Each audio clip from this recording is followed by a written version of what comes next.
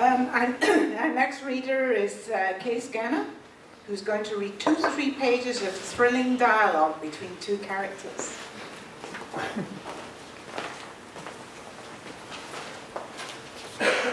All right. This is from this book here, which is called Forbidden Love in the Land of Sheba. And the Land of Sheba is the old name of the country of Yemen, where I was born many decades ago. But I've been here for the past 40 years.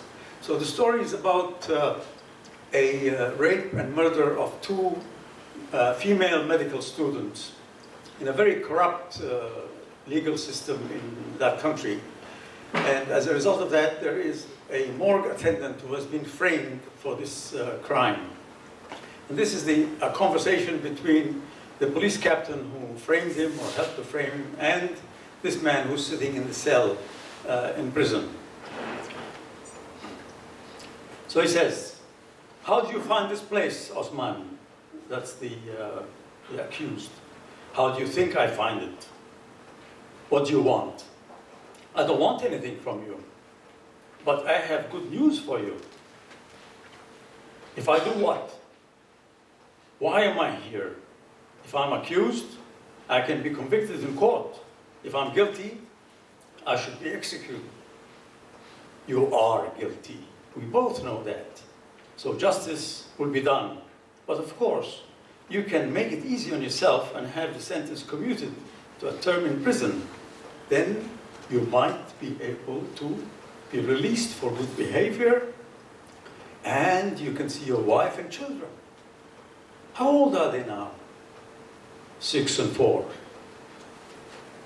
"Nice age. They're fun at that age, aren't they? What about your wife?" "I'll bet you miss her, huh?"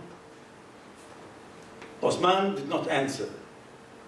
"I'll bet you lie there and think about her and her warmth and her breasts, and then you masturbate."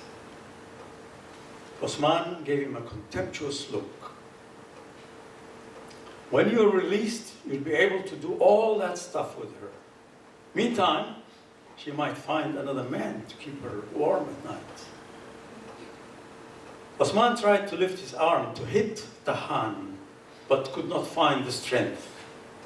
A tear rolled down from each eye as he realized that he was absolutely defeated. "Oh, I am sorry if I upset you. Let's talk about positive things instead.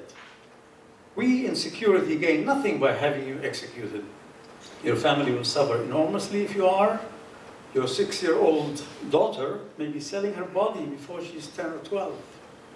Your little boy will be a servant somewhere. That's if he's not sold to some pedophile. So, let's see how we can change the outcome.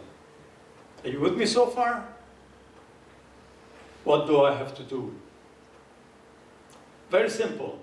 Confess your crimes when the court resumes in 2 weeks." "What? And get hanged for somebody else's crime? How is that a positive outcome?" "Not if we can prevent the execution." Osman looked at Tahan in the eyes. "How can that possibly happen? You mean with a presidential pardon?" "No, not even the president would pardon you. There'll be riots in the street if that happens after all these killings of many young women from educated middle-class families.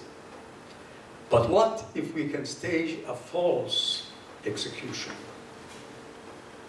"A false execution? You are kidding." "Of course. I never kid about these things. There'll be the usual execution squad of 4 rifles. You'll be tied to a pole and blindfolded. The order will be given, the deafening noise will take place, but the bullets will be duds." Oh, Osman started to say, "But they'll see." Tahan interjected, "You'll have to flop to the ground like a wet rag and pretend to be dead and make it look real. We'll make sure you dress in a bright red shirt so no one will wonder where the blood was. But then we'll send a different team of 2 special soldiers known to me personally to carry you into a long box in a military truck and drive you to a place in Tihama on the Red Sea. We in security business have safe houses where there. And you can stay there free until you leave Yemen. And my family, they can't go with you in the military vehicle in case they're spotted.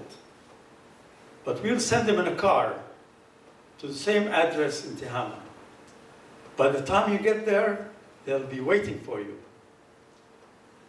A smile came over Osman's face.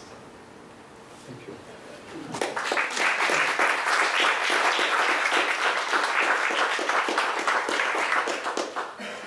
Now, we're really concerned as to whether this is really going to happen or if he's just going to, and then of course, how much is this going to cost me and so on. Very, very gripping.